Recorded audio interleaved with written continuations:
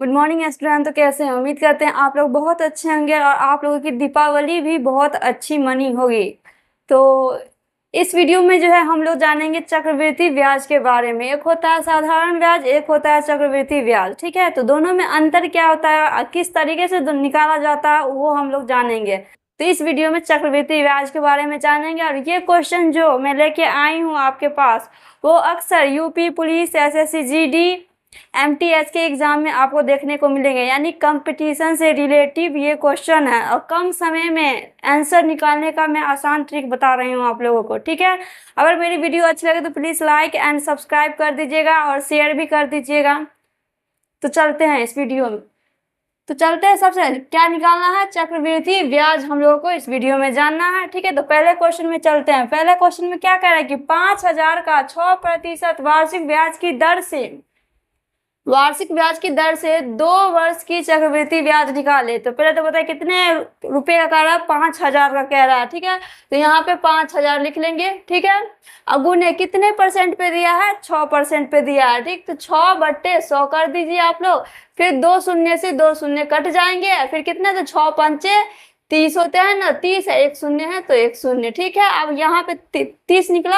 अब क्या कितने रहा, 2 वर्षों की चक्रवृद्धि ब्याज कह रहा है। यानी कि ये 300 जो निकला है ना, उसे 2 बार लिख देंगे। जितने वर्षों का चक्रवृद्धि ब्याज कहेगा उतने बार लिख देंगे। ठीक है, तो 2 वर्षों का कह रहा है तो 300 को 2 बार लिख देंगे। अब बटे अभी 300 जो है तो 300 को भी हम कितने परसेंट, 6%, यानी 6/100 से हम गुना करेंगे। तो 2 शून्य से 2 शून्य गया तो 6×3=18, 18 है ना, 6×3=18, यानी ये 18 जो आया इसको भी इसमें हम जोड़ देंगे। तो कितने होते हैं, 8 1 6।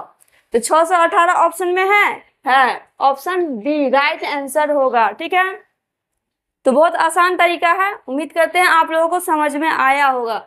अब दूसरे क्वेश्चन पे चलते हैं। दूसरे क्वेश्चन में क्या कह रहा है कि 10,000 की 7% की वार्षिक ब्याज की दर से 3 वर्षों की चक्रवृद्धि ब्याज निकाले। 10,000 बोला है ना, तो 10,000 पहले आप लिख लो। 10,000 पे, ठीक है, कितने शून्य शून्य होते हैं, 4 शून्य होते हैं। गुने कितने, 7% पे दिया है ना, तो 7/100। सिंपल है, 2 शून्य से 2 शून्य जाएंगे तो 100 700। ठीक है, 700 कितने वर्षों का कह रहा है, 3 वर्षों का, यानी कि 3 बार लिखेंगे 700 को। तो 3 बार हम लिख देते हैं। ठीक है, अब ये 700 को भी हम 700 गुने 7% पे है तो 7/100 कर देंगे। ठीक है, अब 2 शून्य से 2 शून्य गया, 7 7 कितने होते हैं, 49 होते हैं। तो ये 49 जो होते हैं ना, ये 49 को भी फिर हम यहाँ पे जोड़ देंगे। 49 को जोड़ने पर कितने होते हैं, 9 4 21, यानी कि 2149 आंसर आ रहा है।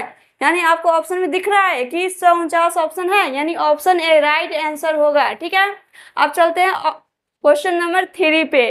3 भी उसी तरीके से सेम टू निकलेगा। ठीक है, जब एक तरीका आपने समझ लिया बस उसी तरीके से हर क्वेश्चन को सॉल्व करेंगे। तो तीसरे क्वेश्चन पे चलते हैं। तीसरे क्वेश्चन में क्या कह रहा है, 5,000 का 6% वार्षिक ब्याज की दर से कितने वर्षों का, 3 वर्षों का चक्रवृद्धि ब्याज निकाले। 3 कह दे, 8 कह दे, 10 कह दे, इसी तरीके से निकलेगा। ठीक है ना, तो 3 वर्षों की चक्रवृद्धि ब्याज कह रहा है।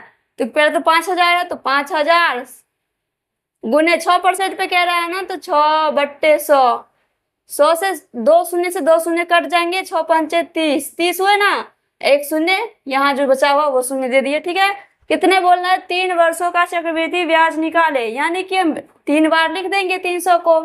ठीक है, यहाँ तक काम क्लियर है। अब ये 300 जो निकला है तो 300 गुने कितने, 6%, 6/100। ठीक है, ये 2 शून्य से 2 शून्य गए, 6×3=18, यानी 18 को इसमें जोड़ देंगे तो 8 8 1 9। ठीक है, यानी 918 ऑप्शन में आपको दिख रहा होगा, ऑप्शन ए राइट आंसर होगा। उसी तरीके से चौथे को भी हम सॉल्व करेंगे। चौथे क्वेश्चन में क्या कह रहा है, 8,000 का 5% की वार्षिक ब्याज की दर से 4 वर्षों का चक्रवृद्धि ब्याज निकालना है। 4 वर्षों का, तो 8,000 गुने 5% पे गया तो 5/100। 2 शून्य से 2 शून्य गया तो कितने, और 5 40, 1 शून्य और आ जाएंगे। तो यहाँ पे क्या कह, 4 वर्षों का वार्षिक ब्याज कह रहा, चक्रवृद्धि ब्याज 4 बोला नहीं, यानी कि 400 को 4 बार लिखेंगे।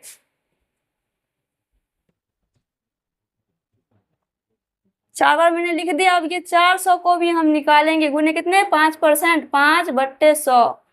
दो शून्य से दो शून्य गया, 5 चौका 20, यानी 20 आता है। ये 20 को यहाँ पे मल्टीप्लाई कर देंगे, यानी जोड़ देंगे तो कितने हुए, 0 2 4 चौका 16, 16 से 20 ऑप्शन है, यानी यहाँ ऑप्शन सी राइट आंसर होगा।